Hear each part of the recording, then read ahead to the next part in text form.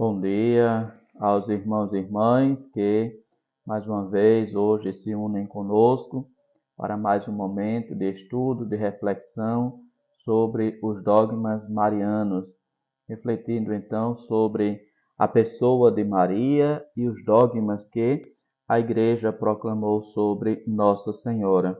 Então, nós ficamos no nosso último encontro, que já faz 15 dias, inclusive, né, tendo em vista que semana passada não foi possível o nosso encontro, porque aniversário de minha mãe, eu estava também com ela, com meu pai, com minha irmã, e assim não foi possível estar aqui com os irmãos e irmãs, vivenciando este momento e partilhando este conhecimento também.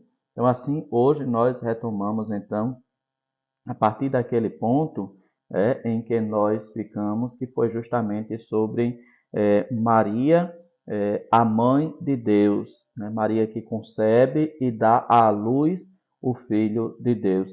E agora então nós vamos continuar, né, o nosso estudo partindo justamente deste ponto em que nós ficamos. Aqui então na tela está colocado, então, na continuação, né, deste nosso estudo, Mãe de Deus é o mais antigo e o mais importante título dogmático de Nossa Senhora, definido pela Igreja no Concílio de Éfeso, no ano de 431, como verdade de fé. É o fundamento de toda a grandeza de Maria. Então, Maria, Mãe de Deus, trata-se do primeiro dogma de Nossa Senhora que a Igreja proclamou ao longo de sua caminhada. Por isso é o mais antigo e é também o mais importante, a partir do qual se vem todas as outras todos os outros dogmas relacionados a Maria, a Nossa Senhora. Voltando então aqui, peraí, já passou esse segundo. Deixa eu ver. Então, somente voltando aqui, né, nós estamos fazendo esse estudo sobre os dogmas de Nossa Senhora, baseados neste livro do Frei Raniero Cantalamessa, Maria, um espelho para a Igreja. Maria, um espelho para a Igreja. Então, assim, a gente então vai continuar, né, com a leitura do texto para para o nosso estudo, né? Então, aqui este título de Mãe de Deus é o fundamento de toda a grandeza de Maria. Tudo parte em Maria deste título, né, que foi proclamado ou definido no Concílio de Éfeso em 431. Nós vamos agora, então, ver ou fazer um estudo acerca desta visão histórica da formação do dogma Maria, Mãe de Deus. E o dogma, ele vai proclamar: se alguém não acreditar que Maria é a Mãe de Deus, seja anátema, né? Seja anátema, seja morto, seja condenado, né? Porque era a linguagem que se utilizava naquele momento para definir um dogma e para dizer que, sendo dogma, era uma verdade de fé que todo aquele que se diz católico deveria então acreditar. Vamos então ver agora esta formação histórica do dogma, né? Como ele foi formado, já que um dogma ele faz parte de todo um processo de estudo, de aprofundamento e de conhecimento da Sagrada Escritura. No texto, então, o Frei Raniero Cantalamessa, ele vai dizer: no Novo Testamento não encontramos explicitamente o título Mãe de Deus dado a Maria. Este nome, Mãe de Deus, nós não achamos no Novo Testamento dado a Maria. O que é que nós encontramos? Encontramos afirmações que em seguida vão mostrar a reflexão atenta da igreja, guiada pelo Espírito Santo, já conterem em Núce, né, está ali como semente, né, esta verdade.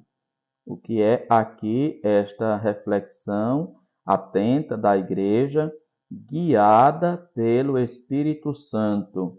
Trata-se daquele texto, né? Vai aqui, o texto vai dizer, né? Então, somente voltando aqui para os irmãos, trata-se daquele texto em que Jesus diz: quando da vinda do Paráclito, ele vos revelará toda a verdade. Então, trata-se desta revelação da verdade que o Espírito Santo vai guiando e vai conduzindo a igreja. Por isso, um dogma, ele tem uma formação, ele tem uma história de sua formação. Foram todos os dogmas definidos logo no primeiro momento. A igreja vai cada vez mais, guiada por este Espírito Santo, vai refletindo sobre aquilo que já está na palavra de Deus e chega a um determinado ponto em que a igreja proclama aquela verdade como sendo então dogma de fé.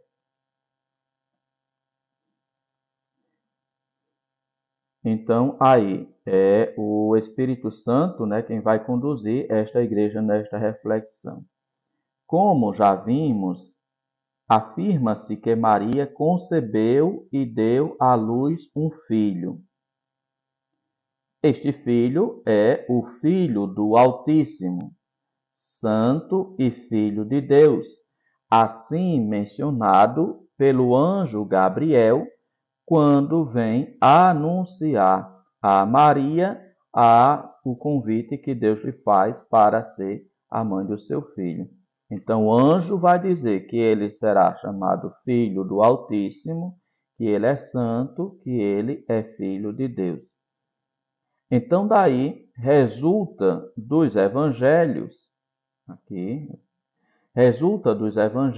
pois, que Maria é a mãe de um filho, do qual se sabe que é o Filho de Deus. Então, esta é a afirmação básica e fundamental a partir da qual a gente vai discorrer, vai refletir.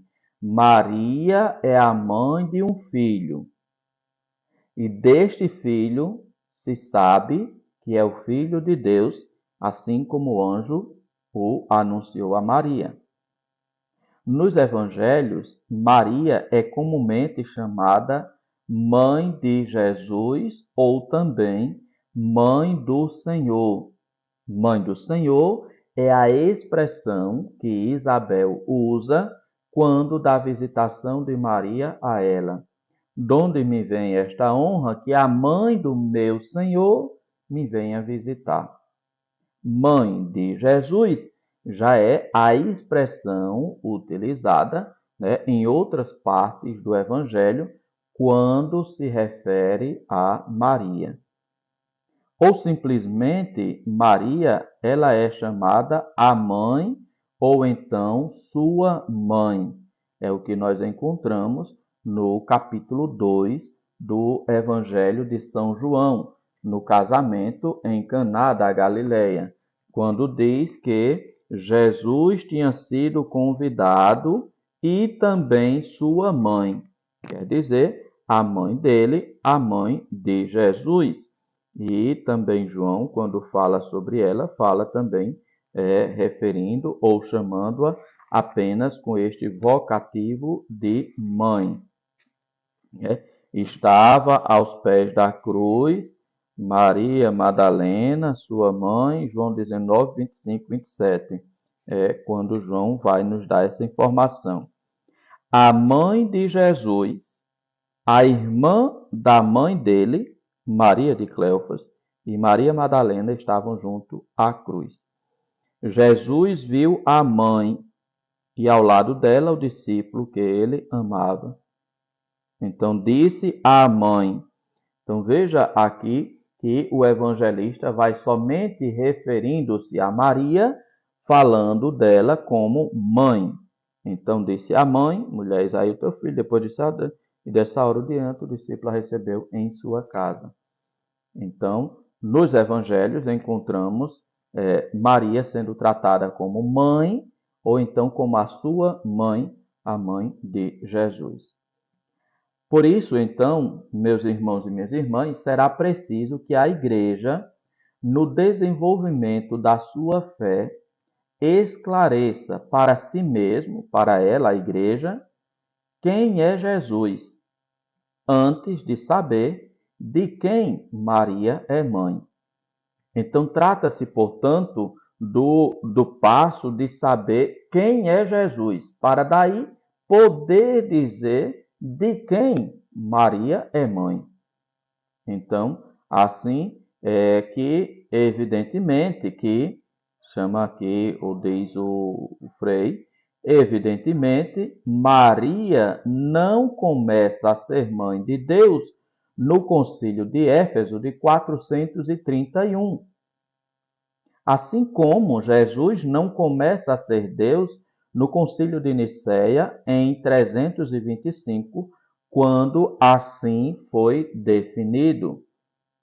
Então, esses dois concílios, que são dois grandes concílios, do início da igreja, o concílio de Nicéia, em 325, ele vai declarar, ele vai proclamar Jesus, Filho de Deus, da mesma substância, da mesma natureza do Pai, a natureza divina. E neste concílio de Éfeso, quase 100 anos depois, na verdade, mais de 100 anos depois, é que a igreja vai proclamar Maria como mãe de Deus. Então, primeiro a igreja proclamou o dogma de que Jesus é Deus, Filho de Deus, consubstancial ao Pai, gerado e não criado.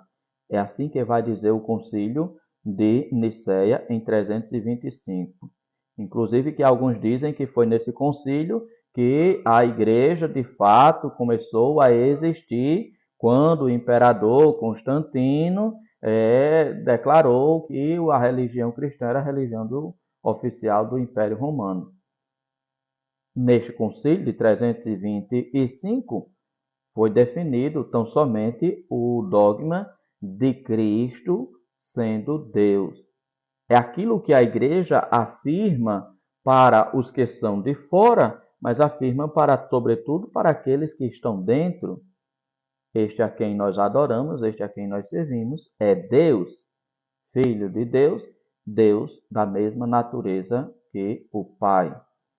Então, assim, Jesus Cristo não passou a ser Deus no concílio de Nicéia, assim como Maria não passou a ser mãe de Deus a partir do concílio de Éfeso, em 431.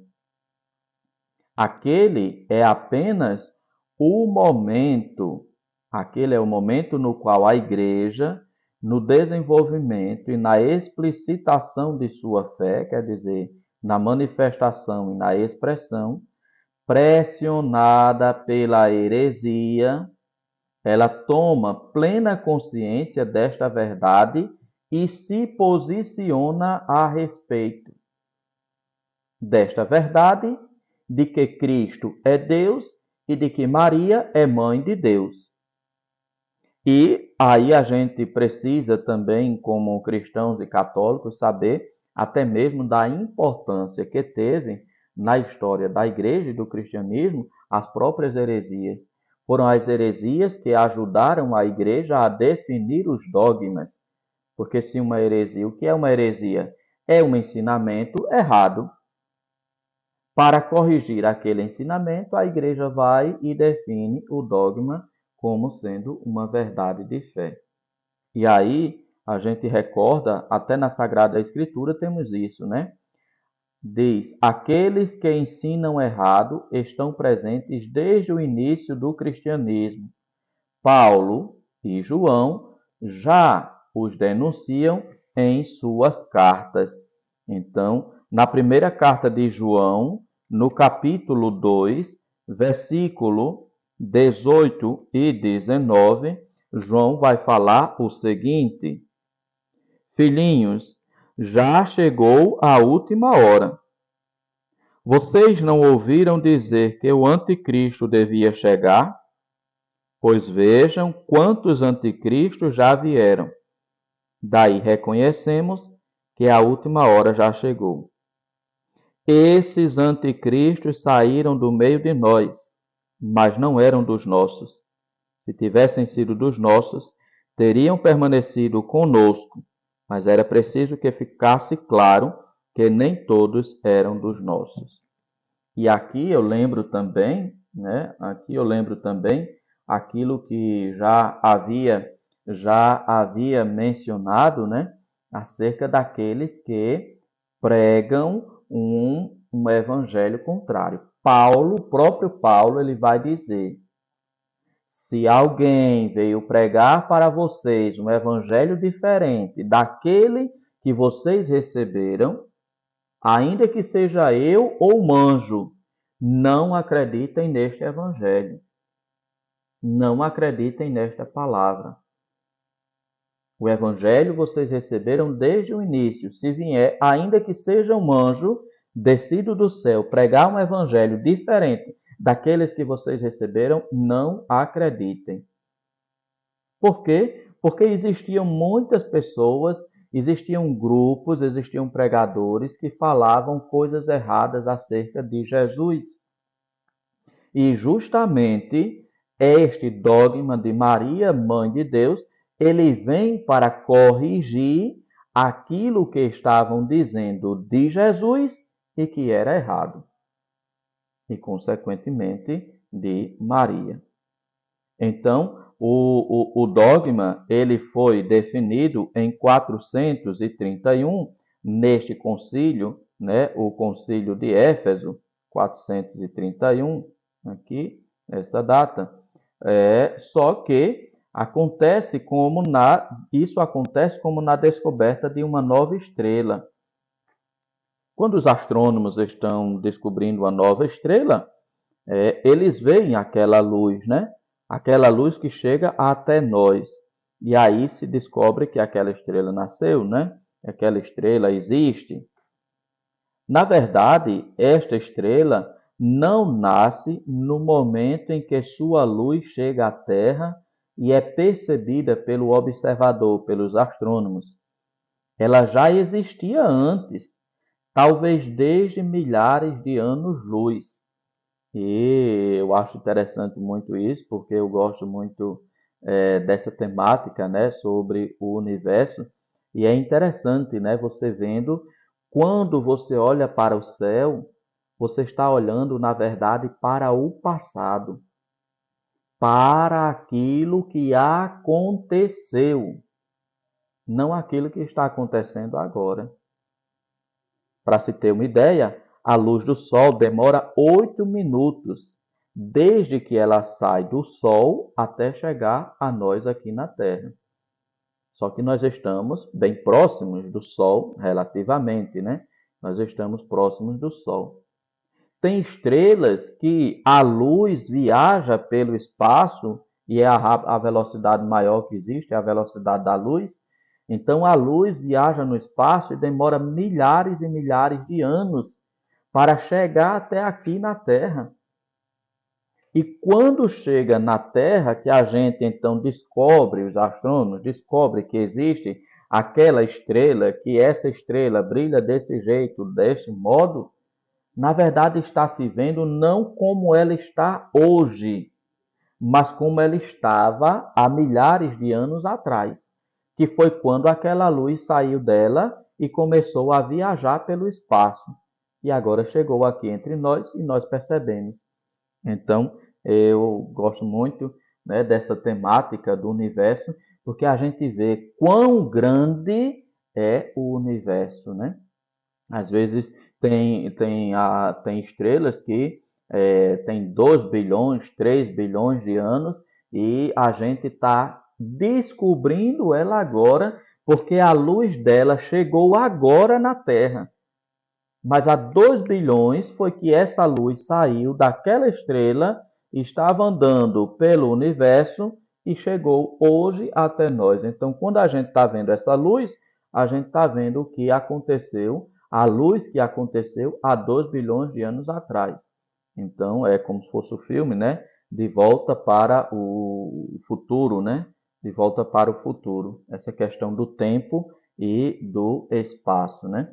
Então, quando a gente descobre uma estrela, não quer dizer que aquela estrela está existindo agora, quando a gente descobriu.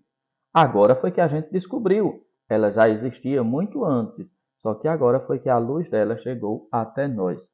Então, essa comparação que aqui está sendo usada, né, para dizer, já existia antes. Maria já era mãe de Deus, Jesus já era Deus antes do concílio de Nicéia definir Jesus como sendo Deus em 321 e antes do concílio de Éfeso definir Maria como mãe de Deus em 431.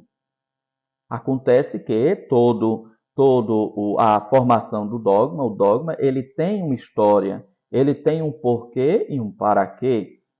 Então, neste processo que leva à proclamação solene de Maria como mãe de Deus, podemos distinguir, diferenciar 3 grandes fases que agora nós vamos ver. Então, houve 3 momentos para que se chegasse a esse momento da definição do dogma de Maria, Mãe de Deus. É algo que hoje a gente diz de modo tão rápido e a gente às vezes nem entende e nem sabe deste processo, que a gente não sabe a importância, o valor e o quanto demorou se chegar a esta formulação do dogma como Maria, Mãe de Deus. Então, nós vamos agora estudar essas 3 grandes fases que fez com que Maria fosse declarada e definida como Mãe de Deus. A primeira fase, então, trata-se da maternidade física de Maria. Agora a gente vai mencionar, né, cada uma destas fases para depois a gente estudar justamente cada uma dessas fases. A primeira fase foi a maternidade física de Maria. A segunda fase foi a maternidade metafísica de Maria. O que é isso, padre? A gente vai ver. Calma, paciência. A maternidade metafísica de Maria. E a terceira e última parte, que culminou no dogma de Maria, foi justamente a maternidade espiritual de Maria, de Nossa Senhora. Então, maternidade física, maternidade metafísica, maternidade espiritual de Maria. Vamos então aqui olhar cada uma destas fases. Então, vamos agora para essa visão histórica do dogma, né? A primeira parte trata-se da maternidade, deixa eu pegar, puxar aqui, a maternidade física de Maria. Vimos então aquelas 3 fases, maternidade física, metafísica e espiritual de Maria. Agora vamos estudar cada uma destas fases que, como disse, culminaram no dogma de Maria, Mãe de Deus. Aqui vem então mencionando estas 2 heresias, heresia gnóstica e heresia docetista. Ao longo do texto a gente vai entender o que eram essas heresias gnósticas. Gnóstico, né, vem do grego gnose, que é conhecimento. Docetista também vem dos gregos, que significa adoção. Então, essas heresias, a heresia gnóstica e a heresia docetista, essas heresias negavam que Cristo tivesse um verdadeiro corpo humano. Então, elas não acreditavam que Cristo tivesse um corpo humano. E se eles admitiam, estes hereges, se admitiam que Cristo tinha um verdadeiro corpo humano, negavam que esse corpo tivesse nascido de uma mulher. E se eles admitiam que ele tivesse nascido de uma mulher, negavam que verdadeiramente tivesse surgido de sua carne e de seu sangue, quer dizer, da carne e do sangue da mulher. Esta era uma das heresias primeiras que houve na igreja, né? Por isso que a gente entende aquela palavra de São João.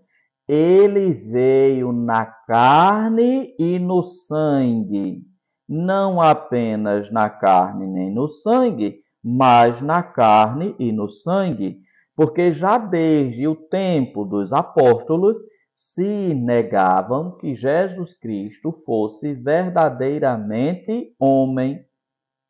Não acreditavam que Jesus tivesse um corpo, porque na cultura, sobretudo na cultura grega, né, o corpo era um peso para a alma, o corpo era uma prisão para a alma. Né? Então, até São Paulo, acho que vai dizer, vai usar essa expressão, quem vai me libertar deste corpo, desta prisão? São Paulo chega a usar essa expressão em uma de suas cartas, né?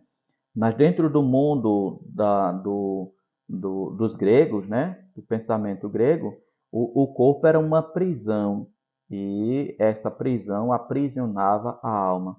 Então eles não acreditavam que Jesus tivesse um corpo. Se ele era Deus, então ele não deveria ter um corpo. Mas está tudo bem, acreditemos que ele tinha um corpo. Então esse corpo não nasceu de uma mulher. Então é como se Jesus já tivesse vindo e aparecido no mundo, pronto, já homem, já crescido. E aí eles até admitiam, pode estar certo. Até se ele nasceu de uma mulher, mas aí não aconteceu de que ele não nasceu dessa carne e do sangue dessa mulher. Foi alguma coisa que aconteceu ali, mas não depende daquela mulher. E aí, contra esses hereges, era necessário afirmar com força que Jesus era filho de Maria e fruto do seu ventre, e que Maria era a mãe verdadeira e natural de Jesus. Voltemos aqui para aquilo que diz Isabel quando da visita de Maria, né, à sua casa. Isabel vai dizer: você é bendita entre as mulheres e bendito é o fruto do seu ventre. Né? Então, esta palavra dita por Isabel, inspirada pelo Espírito Santo, é quem vai dar força, né, à igreja para afirmar esta verdade de fé. Jesus surgiu da carne e do sangue de Maria. Ele foi gerado no ventre de Maria, quer dizer, no corpo de Maria. Maria é, portanto, mãe verdadeira e natural de Jesus. Jesus tem uma mãe natural. Jesus não veio ao mundo do nada. Não surgiu de repente, já crescido, já adulto, sem ter passado. Não, isso daí não. A igreja afirma não. Ele quis passar por todas as fases que uma pessoa passa ao vir a este mundo.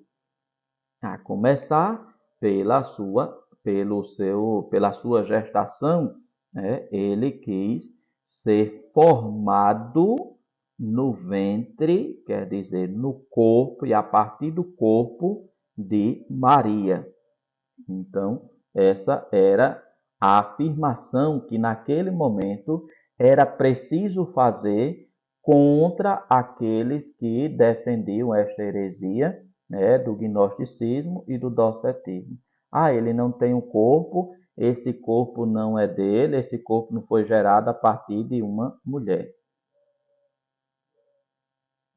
Nesta fase, então, mais antiga, a maternidade de Maria serve principalmente para demonstrar a verdadeira humanidade de Jesus.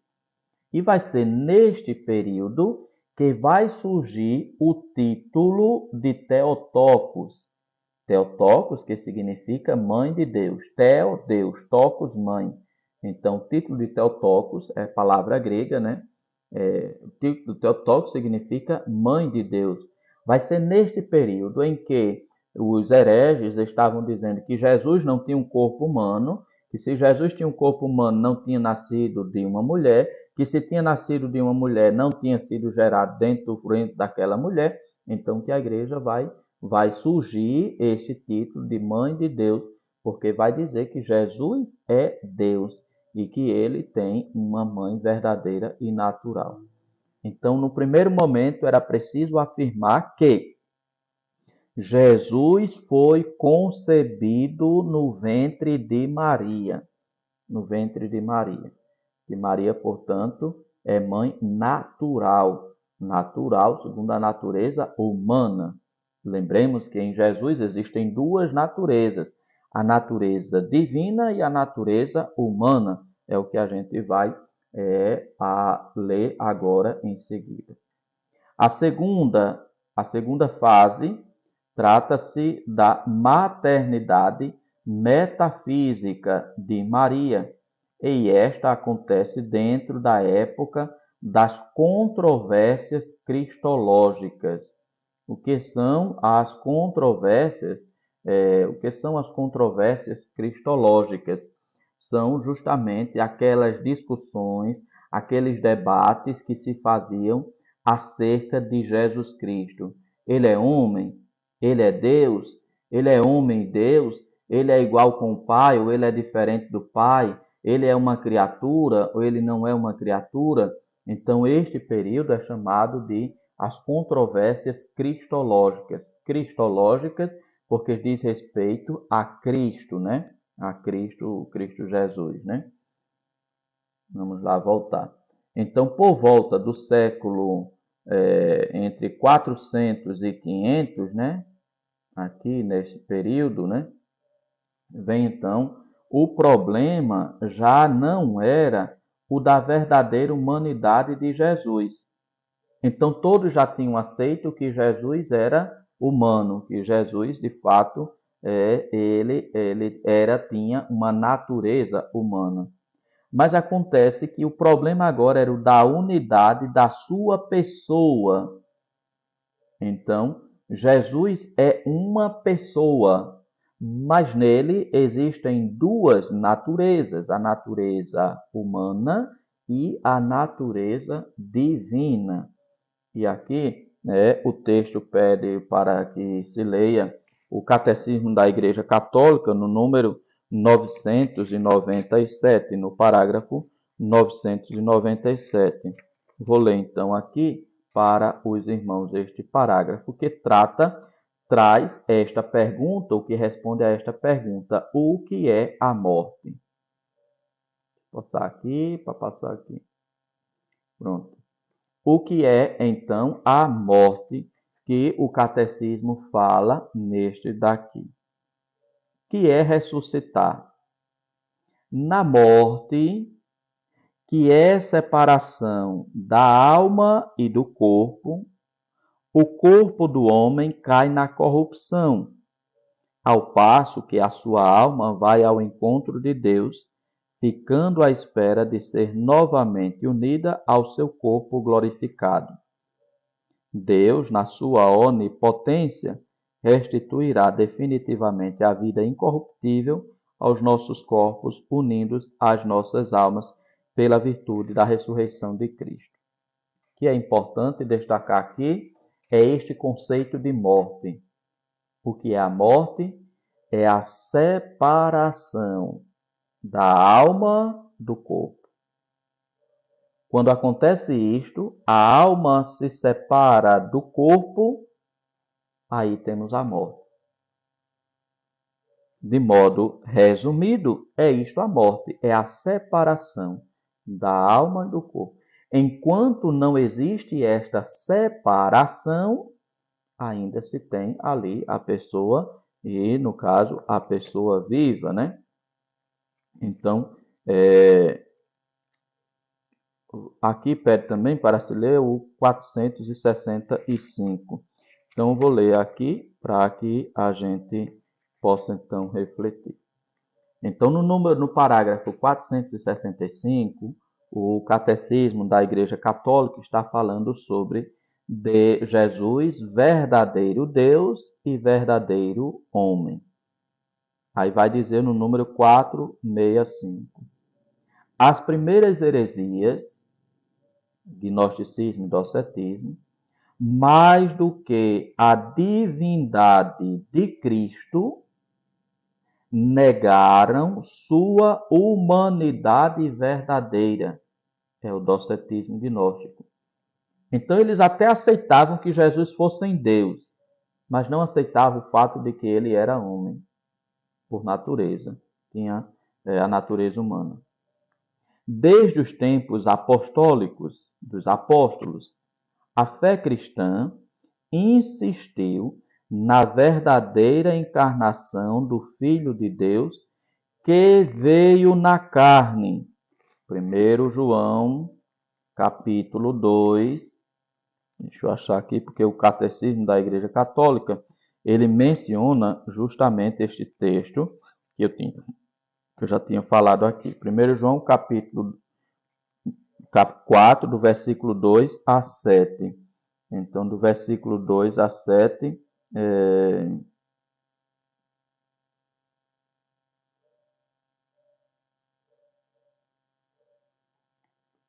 4, 2 e 3. 4, 2 e 3.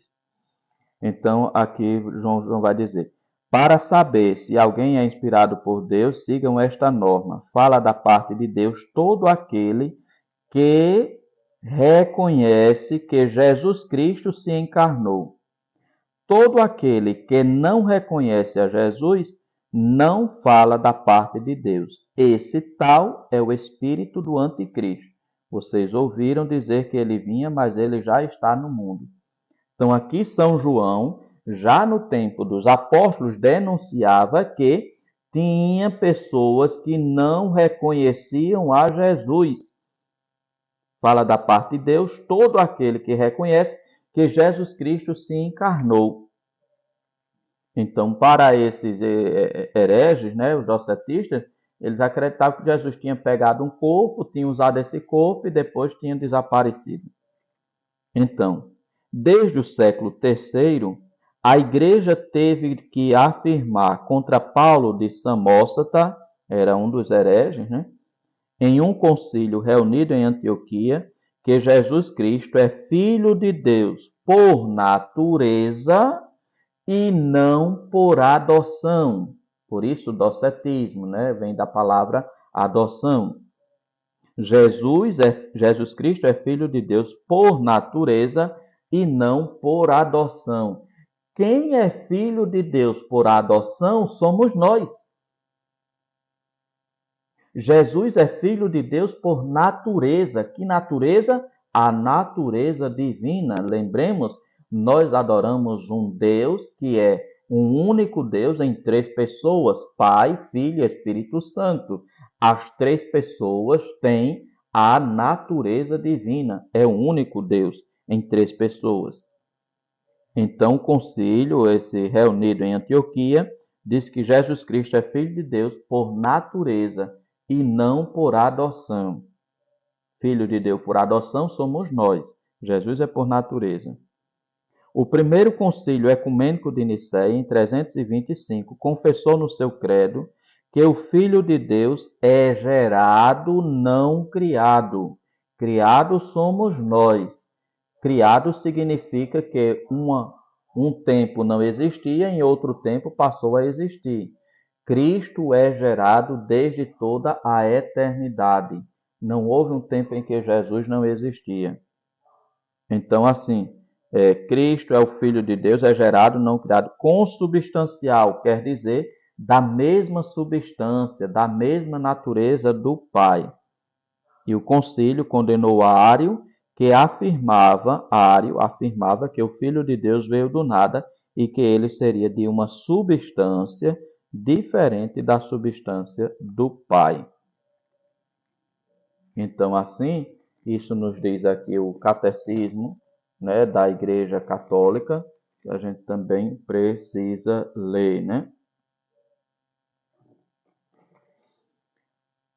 Então aqui a gente vai voltar, porque aí sim, aí a gente tinha lido no catecismo que é a morte, né? A morte é esta separação da alma, quando a alma se separa do corpo, né?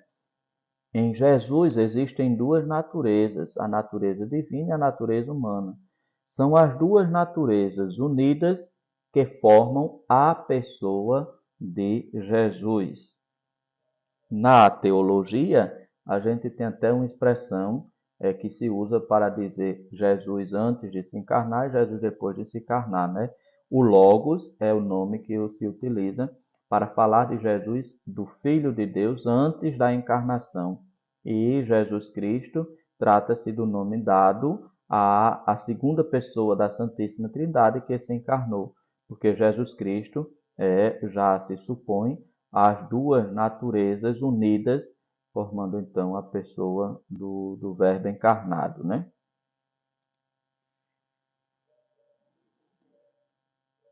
Então, se falava, né? A gente está na segunda fase, né? Que trata-se da maternidade metafísica de Maria. Então, falava-se usando o exemplo do que acontece em qualquer maternidade humana. Jesus Cristo, que em tudo é semelhante a nós.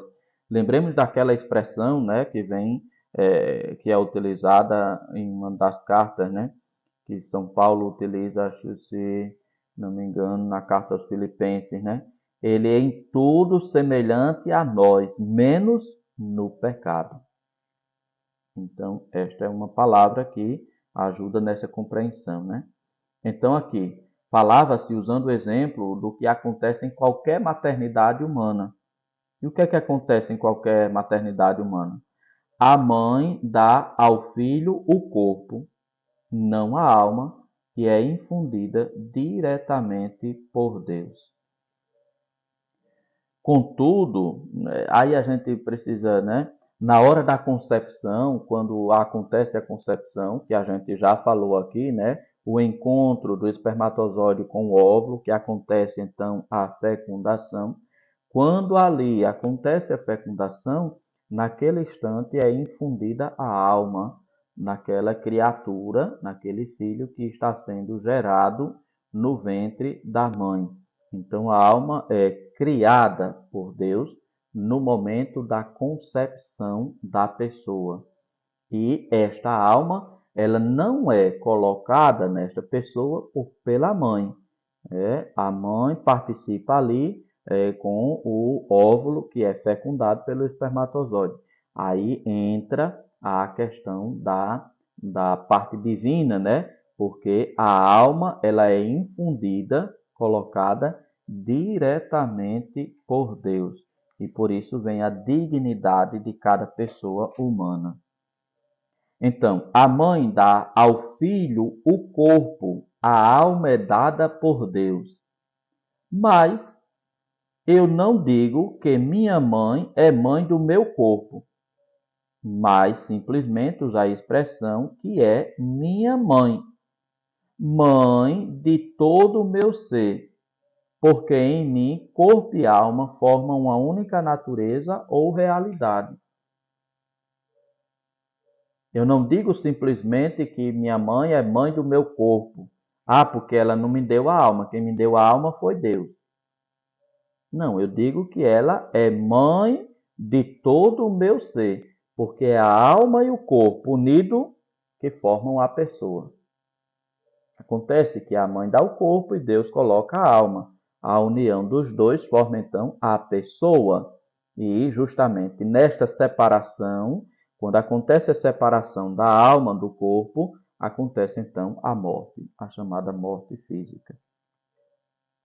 Assim também, Maria deve ser chamada Mãe de Deus, ainda que tenha dado a Jesus só a humanidade e não a divindade, porque nele a humanidade e a divindade formam uma só pessoa.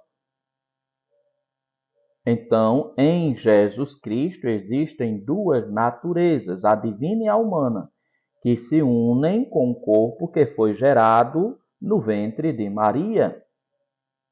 Então, Maria, ela se torna mãe de Deus, ainda que ela não tenha dado a divindade a Jesus. Jesus é Deus com o Pai e o Espírito Santo. Mas ele, Jesus, trata-se de uma única pessoa com duas naturezas, a natureza humana e a natureza divina. E, portanto, Maria é mãe da pessoa de Jesus Cristo.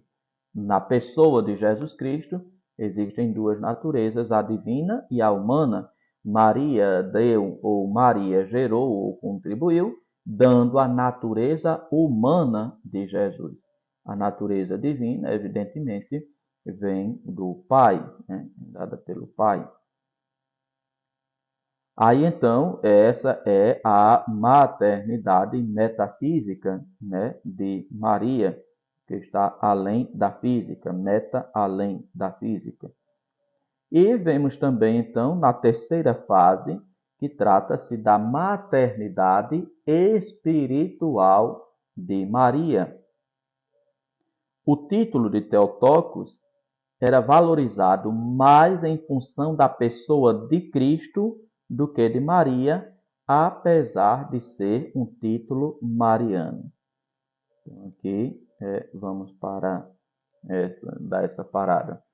Então, este título de Theotokos era valorizado em função da pessoa de Cristo. Por quê?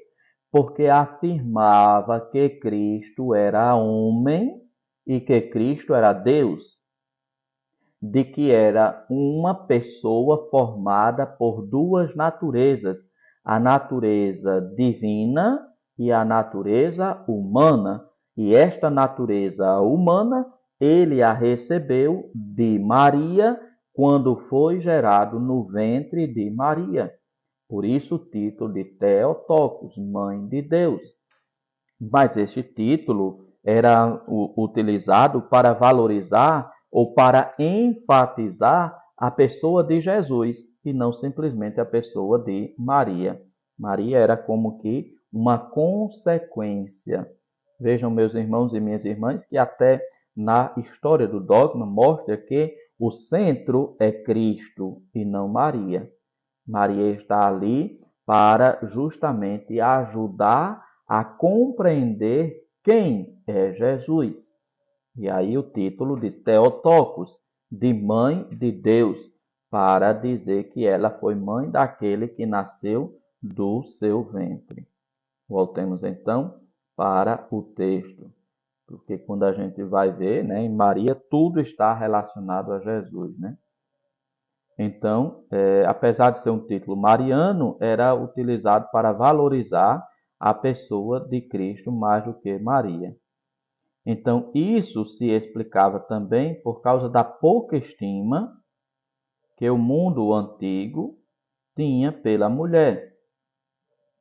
Então, a gente precisa entender a cultura, né, na qual Jesus nasceu. Era uma cultura patriarcal, né? E depois vem todo patriarcal, uma cultura patriarcal é uma cultura na qual a importância ou o poder de decisão recai sobre o homem, né? O homem é que é o mais importante, né? Então, nessa cultura patriarcal, que era a judaica, que onde Jesus nasceu, então não se tinha muita estima pela mulher. Muitos não acreditavam que uma mulher, ainda que fosse a mãe de Jesus, pudesse ter tido uma fé e uma coragem maior que a dos apóstolos, que, apesar de homens, vacilaram no momento da paixão. Então, aqui vem para falar também sobre esta maternidade espiritual de Maria, né? Pois tudo aquilo que a gente viu antes, né? Aquela coragem de Maria, aquela fé de Maria, que acreditou e ficou sozinha com Deus. Aquela fé de Maria que teve que resistir, né, às dificuldades que ela enfrentaria. sendo a cultura judaica e a cultura onde Jesus nasceu uma cultura patriarcal que não valorizava a mulher, então muitos não viam em Maria justamente esta mulher de fé, esta mulher de coragem, fé e coragem maior do que inclusive a dos apóstolos, porque quando chegou o momento da dificuldade, que foi depois que Cristo foi preso, o que foi que aconteceu com os apóstolos? Eles abandonaram ao Senhor, eles deixaram o Senhor. E a gente se lembra, pelo estudo que a gente fez, que Maria, ao dizer sim a Deus, arriscou a sua própria vida. Pois, como já estudamos, né? Ela poderia ser acusada de adultério e a pena, a punição para o adultério era a morte por apedrejamento. Então, assim, eles tinham também dificuldade em crer, em acreditar na fé de Maria e na coragem que Maria teve enquanto mãe de Deus, né? Enquanto mãe de Jesus Cristo. Foi aí, então, que entrou Santo Agostinho na história, né? Para dar a sua contribuição no reconhecimento da maternidade espiritual de Maria. Agostinho, então, Santo Agostinho vai atribuir a Maria, em sumo grau, em grau supremo, aquela maternidade espiritual que nasce do cumprimento da vontade do Pai. Lembremos daquele texto, botar aqui, lembremos daquele texto em que Jesus diz: quem é minha mãe, quem são meus irmãos, quem são minhas irmãs? Todo aquele que faz a vontade do meu Pai, esse é minha mãe, minha irmã, meu irmão e meu parente, né? Enfim. Então, quando chegam lá dizendo: olha, tua mãe e teus irmãos estão aí fora e querem querem falar contigo. Jesus diz: quem é minha mãe? Quem são meus irmãos? E apontando para aqueles que estavam ali ao redor, diz: minha mãe e meus irmãos são aqueles que fazem a vontade do meu Pai que está nos céus. Então, Santo Agostinho vai falar, então, desta Maria que faz a vontade do Pai e que, por isso, pode ser tida também como mãe espiritual de Cristo. Aí, Santo Agostinho, então, vai perguntar: por acaso não cumpriu a vontade do Pai a Virgem Maria, que pela fé acreditou,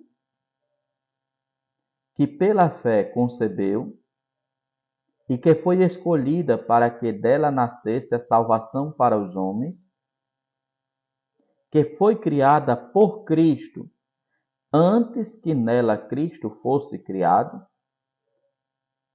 É certo que Santa Maria cumpriu a vontade do Pai e, por isso, para Maria, foi mais importante ter sido discípula de Cristo do que ter sido a mãe de Cristo, segundo fala Santo Agostinho, baseado naquela palavra do próprio Cristo: é minha mãe, meus irmãos, minha irmã, quem faz a vontade do Pai.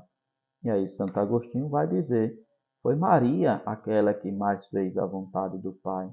Maria foi discípula do seu filho. Então, Maria foi aquela que cumpriu plenamente a vontade também do Pai. Assim, a maternidade física, biológica, e a maternidade metafísica de Maria, mãe de Deus, porque em Jesus existem as duas naturezas, chegam ao seu ápice, quer dizer, ao seu momento mais alto, ao seu momento maior, pelo reconhecimento de uma maternidade espiritual ou maternidade de fé, que torna Maria a primeira e a mais dócil discípula de Cristo. Maria, a primeira discípula, a mais dócil discípula de Cristo. Para Eva, certamente era um privilégio único o fato de ser a mãe de todos os viventes. É o que nos diz o livro do Gênesis acerca de Eva. Mas, como não teve fé, isso de nada lhe adiantou, nem lhe deu felicidade. Eva não tinha fé. até porque ela estava ali no paraíso não se precisa de fé, né? A consequência, Maria teve fé e obediência, e isso fez dela, de Maria, a mãe dos que creem, a mãe dos crentes, a mãe dos discípulos do seu filho. Então, se chega a esse ápice, né? Se chega a esse momento, então, que se Eva foi a mãe dos viventes, Maria é a mãe dos que creem. Maria é a mãe dos discípulos, Maria é a mãe daqueles que obedecem ao Filho de Deus, obedecem ao próprio Deus. Assim, temos esta expressão, né? Filha do teu filho, ou seja, Maria como discípula do filho que ela gerou. E uma contemplação, então, da Mãe de Deus. Daí, então, este título, né, de Mãe de Deus, ele nos fala de Jesus. Jesus que verdadeiramente se encarnou. Já Maria, como mãe de Deus, nos fala do próprio Deus. Deus que na sua humildade se fez homem a partir do ventre de uma mulher. E por fim, o título de Mãe de Deus, ele nos fala de Maria, pois somente ela, como mulher, teve esta graça. É a graça única que cabe a Maria, como muito bem Isabel expressou, bendita és tu entre as mulheres. Por quê? Porque justamente somente ela mereceu esta graça e esta bênção de ser a mãe de Deus. Em todos os ícones, o que são os ícones? São os quadros ou são as imagens de Nossa Senhora. Em todos os ícones, os quadros, as pinturas da Mãe de Deus, no alto ou de lado, há sempre uma inscrição abreviada que diz Mãe de Deus. O mais comum entre nós é o quadro de Nossa Senhora do Perpétuo Socorro. Existe lá, de um lado, acima, existe a inscrição abreviada Mãe de Deus. E por que então essa estranha regra iconográfica, né, de que aparece nos ícones o nome Mãe de Deus? Por acaso pensa que alguém possa enganar-se achando que se trata de uma outra mulher e não de Maria? É claro que não. Quando se vê um quadro de Maria, já se sabe imediatamente que se trata de Nossa Senhora, não é outra mulher. Qual então o objetivo de colocar por escrita a abreviação Mãe de Deus?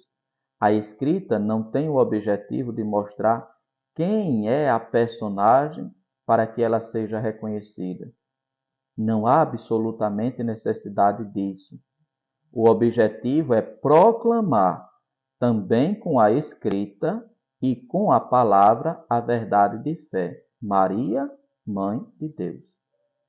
Trata-se de uma profissão de fé. Significa, nós acreditamos que esta mulher é Mãe de Deus. Theotokos, Mater Dei, Mãe de Deus. Theotokos em grego, Mater Dei em latim, Mãe de Deus em português. Então, quando se encontra o ícone que se tem esta inscrição, Mãe de Deus, é justamente para professar isso. Nós acreditamos que esta mulher é Mãe de Deus. Então, Maria, Mãe de Deus, ela nos fala de Jesus. Esse título, antes de tudo, testemunha que Jesus Cristo é verdadeiro homem. Por que afirmamos que Cristo é homem, senão porque nasceu de Maria, que é uma criatura humana? Perguntava Tertuliano, né? Nós afirmamos que Cristo é homem porque nasceu de Maria, que é uma criatura humana. Esse título de Mãe de Deus, ele testemunha que Jesus é homem não só na essência, mas também na existência, porque quis partilhar não só da natureza do homem, mas também da sua experiência. Vamos para cá, para voltar aqui. Então, Jesus é homem. Quando se diz esse título, Mãe de Deus, nos fala de Jesus.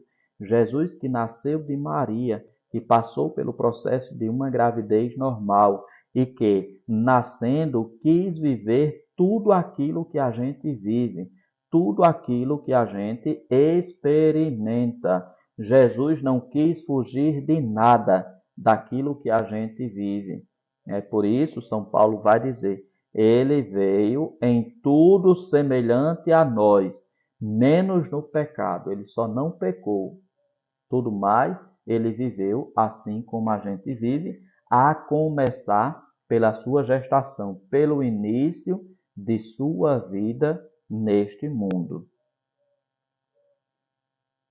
Então aqui temos agora uma expressão, né, de uma poesia desse Pegui, que trata-se de um poeta francês, né? Então, Pegui então vai dizer, coloca essas palavras na boca de Deus. Frequentemente se fala da imitação de Jesus Cristo, que é a imitação, a fiel imitação de meu filho pelos homens. Mas, afinal, não se pode esquecer que meu filho começou imitando o homem, vivendo tudo o que o homem vive, de modo particularmente fiel, como quando tão fielmente, tão perfeitamente o imitou no nascer, no sofrer, no viver e no morrer. Então, o apóstolo, esse poeta francês, Pegui, né? Ele fala, ele coloca essas palavras, né, como que na boca de Deus. Se fala da imitação de Cristo, mas foi Cristo quem começou nos imitando. Agora somos nós quem temos que imitá-lo. De começo, o mais difícil foi aceitar que o Cristo imitasse o homem, até mesmo sendo concebido e nascendo de uma mulher. Era isso que os hereges do docetismo, do gnosticismo, não aceitavam. Como é que uma divindade, que um Deus, pode nascer de uma mulher? Isso não entrava na cabeça deles. Da mesma forma como não entrava também na cabeça das autoridades judaicas. E aí a gente entende, né? Para eles, de fato, era difícil ver Jesus, falar com Jesus, discutir com Jesus e acreditar que aquele com quem eles discutiam era Deus. Tinha a mesma natureza do Pai. Não era fácil para os judeus acreditar nisso. A gente pode até achar fácil hoje, mas não era fácil para eles, de repente, ter aquele que eles sabiam quem era a mãe, quem era o pai, onde tinha nascido, onde tinha se criado, de repente achar que aquele que era tão igual aos outros fosse Deus. Não era uma situação fácil a dos judeus acreditar em Jesus como Deus. Embora ele tivesse todo o poder, né, de fazer os milagres e todos os milagres que ele fazia como fez, né? Mas compreendamos também a situação dos judeus da não facilidade. Não era fácil aceitar que Jesus era Deus. E por isso, as heresias depois vêm negar que justamente ele pode até ser Deus, mas ele não era humano. E Maria, mãe de Deus, vem nos dizer que justamente esse Jesus, que se aceita como Deus, ele é também homem. E começou a ser homem sendo gerado no ventre dela. Foi ali no ventre dela que ele recebeu a sua natureza humana, que junto com a natureza divina forma a sua pessoa. Assim, o título de Mãe de Deus, em segundo lugar, testemunha que Jesus é Deus. Primeiro, o título de Mãe de Deus testemunha que Jesus é humano. Mas depois o título de Mãe de Deus testemunha que Jesus é Deus. Porque somente se consideramos Jesus não como um simples homem, mesmo que fosse o maior dos profetas, mas também como Deus, é que podemos chamar Maria de Mãe de Deus. Então, somente se considera Jesus como Deus, é que se pode chamar Maria de Mãe de Deus. E, como Jesus e se chama Mãe de Deus porque ela deu a Jesus a natureza humana de Jesus. Caso contrário, poderia ser chamada de Mãe de Jesus ou de Cristo, mas não de Deus. O título Mãe de Deus, ele vela para que não seja esvaziado o título de Deus dado a Jesus. E, por fim, o título Mãe de Deus, ele fala-nos de Deus. Lembremos aqui o jeito de Deus, né? Maria revela o jeito de Deus agir na história, né? O título de Mãe de Deus revela-nos, então, o verdadeiro rosto de Deus Pai, Filho e Espírito Santo. Antes de tudo, fala-nos da humildade de Deus. Deus quis ter uma mãe. A humildade de Deus. Ele sendo o Senhor, o Criador de tudo e de todos, ele quis ter uma mãe, foi decisão dele. Aceita que dói menos. Foi ele, o próprio Deus, quem quis ter uma mãe e para isso escolheu Maria. É a humildade de Deus com quem nós devemos aprender também. E pensar que chegamos a um ponto em que alguns pensadores acham esquisito e quase ofensivo que um ser humano tenha uma mãe, porque isso significa depender radicalmente de alguém. Deus não tem este orgulho nem esta vaidade. Deus quis ser humilde a ponto de querer ter uma mãe, embora ele não precisasse. Jesus poderia aparecer neste mundo, grande, já feito e já formado homem, sem ninguém saber de onde ele era, de onde ele vinha, de quem ele nasceu, de quem ele era filho. Mas ele não quis aparecer no mundo assim. Ele quis aparecer no mundo como todo homem aparece nesse mundo. Nascendo de uma gravidez, sendo gerado em um ventre, no ventre de uma mulher, no ventre de uma mãe. Já falamos aqui, né? E já falamos aqui, né? Justamente sobre esse fato, né? Sobre a fecundação. Pode-se até acontecer a fecundação fora do corpo, mas nenhuma gestação acontece fora do corpo de uma mulher. E ali na gestação, a criança depende em tudo da mãe. A alimentação, tudo vem pela mãe. Trata-se, portanto, da humildade de Deus. E Maria revela o jeito de Deus ser, o jeito de Deus agir, que é na humildade. Deus quis ter uma mãe, e essa mãe foi a Virgem Maria. Como dizia, aceita que dói menos.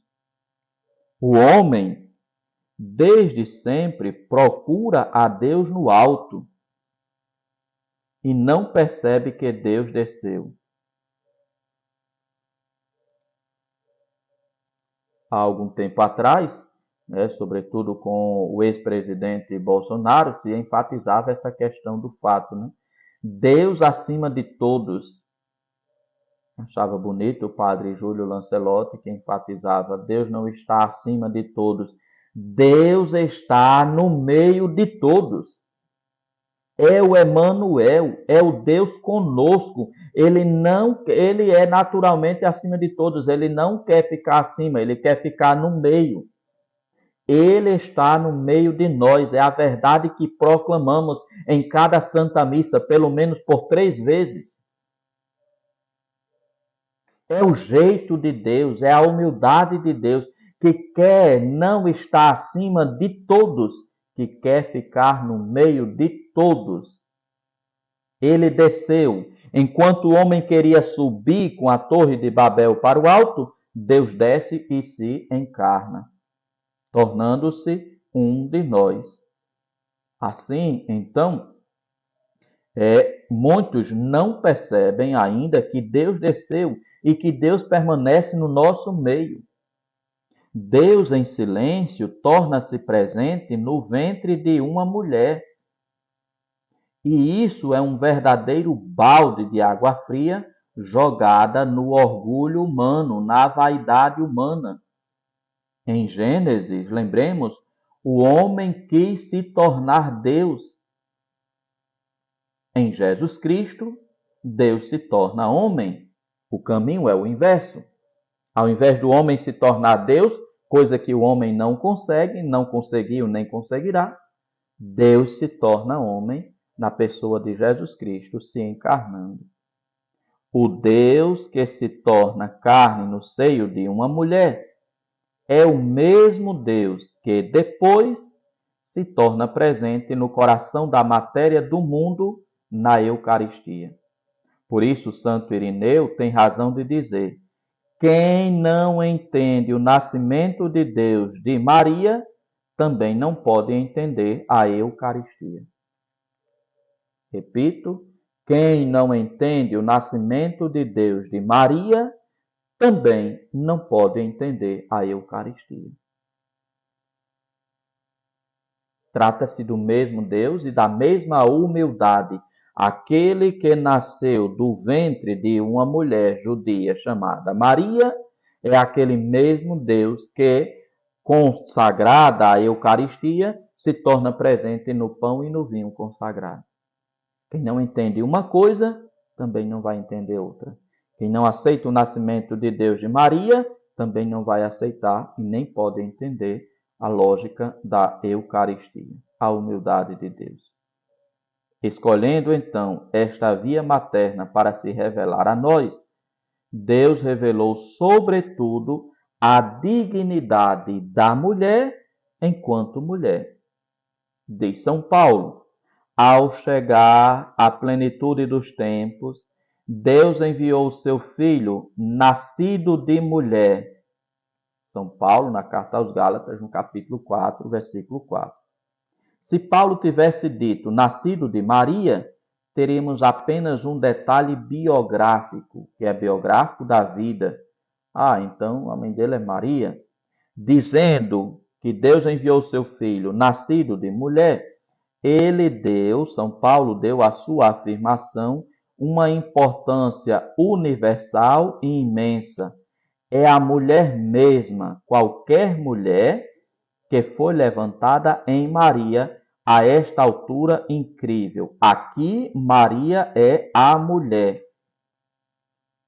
Hoje se fala muito da promoção da mulher, mas como estamos mais atrasados que Deus, ele chegou antes de todos nós, concedendo à mulher uma honra tão grande que nos fez silenciar e refletir sobre o nosso pecado. Então, assim, a gente tem, esta honra que Deus concede a Maria na condição de mulher. Na condição de mulher. E, por fim, para concluirmos, pois já estamos no nosso tempo, para concluirmos, então, aqui vem este último ponto. O título Mãe de Deus, ele nos fala de Maria. Nos fala de Jesus, nos fala de Deus, mas nos fala de Maria. Maria é a única mulher que pode dizer, dirigindo-se a Jesus, o que a Jesus, diz o Pai Celeste, com as palavras do Salmo 2. Tu és meu filho, eu hoje te gerei. Tu és, aqui, ai meu Deus. Tu és meu filho, eu te gerei. Se o Pai Celeste diz isso a Jesus, também Maria pode dizer estas mesmas palavras, porque ela gerou Jesus. E aí, Dante Alighieri, né? Dante Alighieri é um poeta italiano, né? Aquele que escreveu o livro mais famoso dele, A Divina Comédia. Dante Alighieri resumiu num só verso o duplo paradoxo de Maria. É um paradoxo, né, de Maria. Ela é virgem e mãe, e ao mesmo tempo é mãe e filha. Virgem mãe, filha do teu filho. Então Maria é virgem, é um dos dogmas de Nossa Senhora, é virgem e é mãe, mas é também mãe e é filha do filho que ela gerou. Então é o paradoxo de Nossa Senhora, virgem mãe e filha. Por si só, o título Mãe de Deus é suficiente para fundamentar a grandeza de Maria e justificar, portanto, a honra a Maria prestada. Às vezes, os católicos, nós somos acusados de exagerar na honra e importância atribuídas a Maria. Mas nunca se pensa no que Deus fez. Fazendo Maria sua mãe, Deus a honrou tanto que ninguém pode honrar Maria mais. Ainda que tivesse, como diz Lutero, tantas línguas quantas são as folhas da relva. O que foi que Martinho Lutero diz? Chamando-a Mãe de Deus, Maria, né? Foi-lhe dada toda a honra. Ninguém pode dizer dela ou a ela algo de mais sublime. O de mais sublime que pode dizer de Maria é chamá-la Mãe de Deus. É a honra maior dada a Maria, chamá-la de Mãe de Deus. Assim, o título Mãe de Deus, então Martim Lutero disse, o título Mãe de Deus coloca Maria num relacionamento único com cada uma das pessoas da Trindade. Mãe de Deus é um título eterno e irreversível, porque a encarnação do Verbo é irreversível. O que é irreversível? Que não pode ser mais desfeito. E assim, este trecho de Maria, Mãe de Deus, ele se conclui. Se Jesus não se envergonha de nos chamar seus irmãos, a nós, pobres pecadores, comedor de farinha, se Jesus não se envergonha de nos chamar seus irmãos, não irá envergonhar-se de chamar Maria de sua mãe. É aquilo que diz a carta, né, aos Hebreus. A carta aos Hebreus diz que ele não se envergonha de chamar a nós de seus irmãos. Capítulo 2, versículo 11. De fato, Deus, para quem todas as coisas existem, queria conduzir-nos para a glória um grande número de filhos. Em vista disso, apareceu como... Pois tanto aquele que santifica como aqueles que são santificados, todos têm a mesma origem. Por isso ele não se envergonha de chamá-los irmãos, dizendo: anunciarei o teu nome aos meus irmãos e no meio da assembleia cantarei os teus louvores. Se Jesus não tem vergonha de dizer que a gente é irmão dele, será que ele teria vergonha de dizer que Maria era a mãe dele? Quem é que tem vergonha da mãe?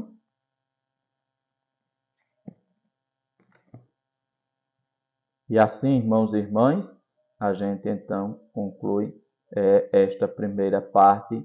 Maria, um espelho para a igreja, Maria na encarnação. Então, irmãos e irmãs, vamos chegando à conclusão, né, deste nosso estudo acerca do primeiro dogma de Nossa Senhora, Maria, Mãe de Deus.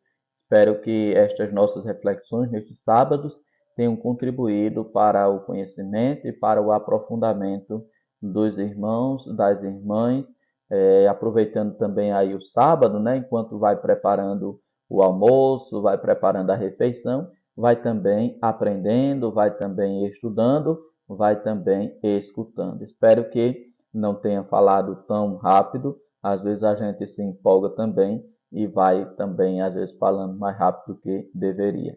Mas, enfim, espero que os irmãos e irmãs tenham podido aprender um pouco mais sobre Nossa Senhora, sobre a Virgem Maria, aquela que é invocada com o título de Mãe de Deus, e como dizia Lutero, não existe honra maior do que chamar Maria de Mãe de Deus. E concluímos com aquela passagem da carta aos Hebreus. Se ele chama a nós, que somos pobres pecadores, comedor de farinha e de feijão, se ele não se envergonha de nos chamar seus irmãos, certamente não vai se envergonhar de chamar Maria, a Imaculada, a que não teve mácula nem a mancha do pecado, certamente ele não vai se envergonhar de chamá-la de sua mãe. Afinal de contas, nem no plano humano a gente tem vergonha de chamar aquela que nos gerou de nossa mãe. Pelo contrário, fazemos isso sempre com muito bom gosto, com muita alegria e com muita gratidão por aquela que nos deu a vida, cuidou e educou a cada um de nós. Então, assim, que Maria, a nossa mãe, a mãe daqueles que creem, nos ajude cada vez mais a proclamá-la Mãe de Deus e nossa mãe. Tenham todos uma boa tarde.